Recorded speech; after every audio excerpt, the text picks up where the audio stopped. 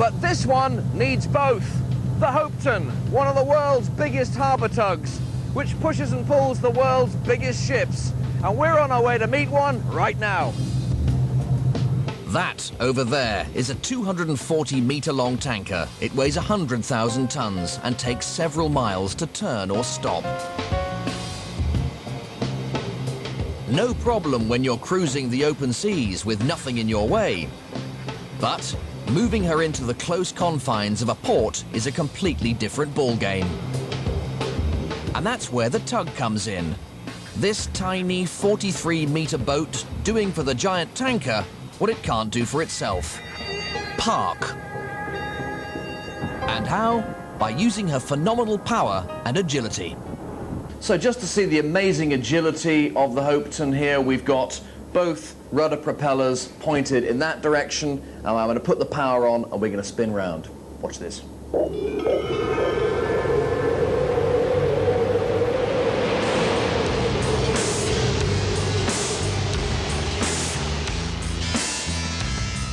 We can just feel the boat leaning over, and we're getting into that nice pirouette system. I'm now 60 on both engines.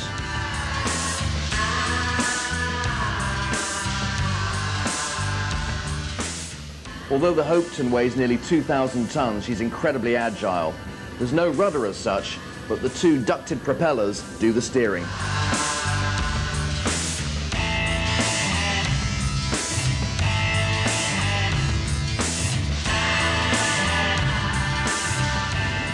Incredible. I've got control of a 2,000-ton tug in the Firth of Forth, spinning merrily from now until eternity. And now to put that raw power and agility to the test. Let's park. We've come 8 miles out into the Firth of Forth to meet this tanker, and the whole process of docking her starts now. The first thing we've got to do is attach ourselves to the tanker using this incredible rope. Look at it.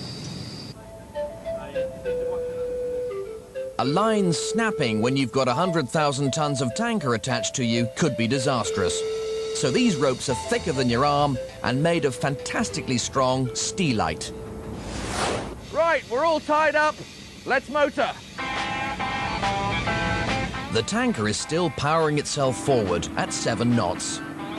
But now the tugs are attached, they are acting as the huge ship's steering and brakes and will control its docking.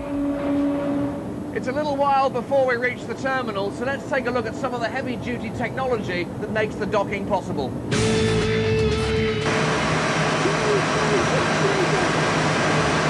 What I'm trying to say is, wow. Two 236-litre Rolls-Royce turbo diesels developing 10,000 horsepower. That's the same as 100 Land Rovers and gives massive, massive pulling power.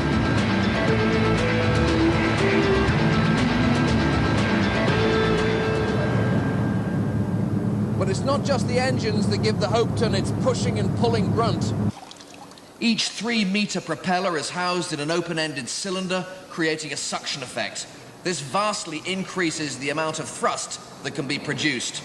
It effectively means the tug is pushed and pulled through the water.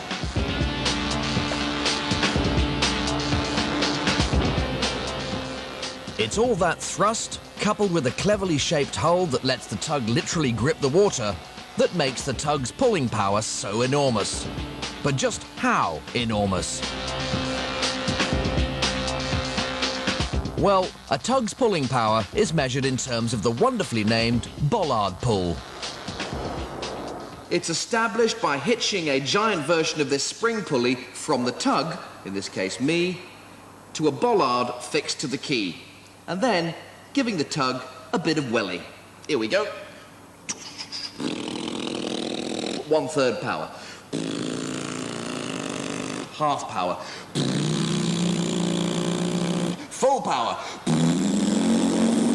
30 pounds. So, I can manage a bollard pull of a measly 30 pounds, or 0.013 tons. Back to reality, the Hopetoun has a bollard pull of 124 tons, which is in fact a world record for a harbour tug. It's so powerful they actually had difficulty finding a harbour wall strong enough to test it against. So really, tankers like this are pretty small fry. Time for the Hopetoun to put all that power into action. It's 2,000 tons pitted against the 100,000 tons of the tanker. Now all those amazing pulling power measurements are shown up here on the screen in the bridge where we're about to start the docking process. So there's the tanker and there's the terminal we're going to berth her onto.